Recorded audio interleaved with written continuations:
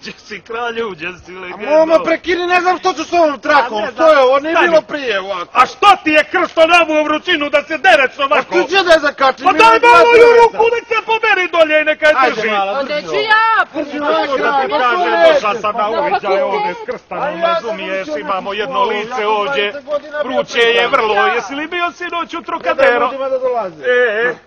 Ajde, Momo, imamo mrca, smrdi će se čovjek. nazvat ću te kasnije. Ajde.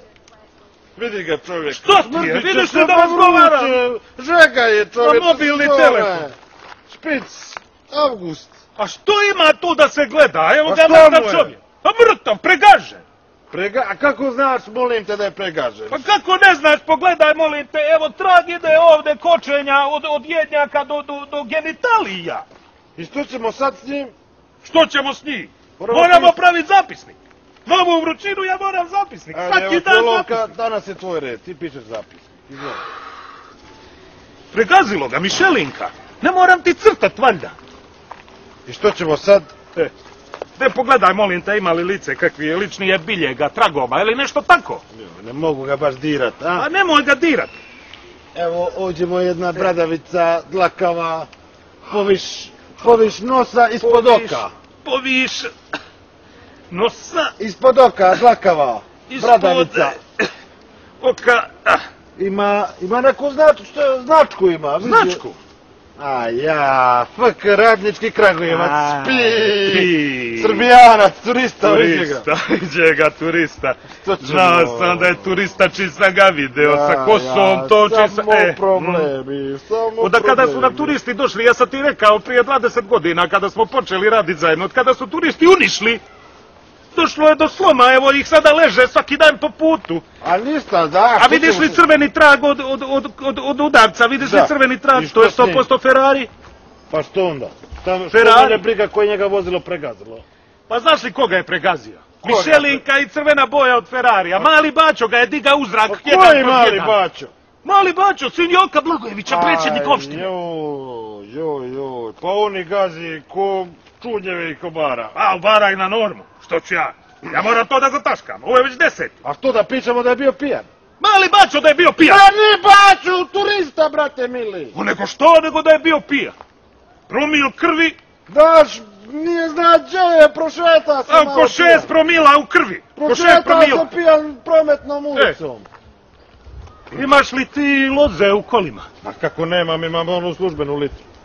Ajde donesi, stavim mu pod mišku da ja ne idem, molim te, novu vrućinu.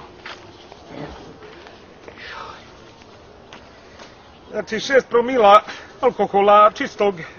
Evo je Momo loza, gdje ćemo je staviti? Pa ne rukama, Krstane! A kakve, ma gdje ne mogu tu gumu stavljati na ruke po vrućini?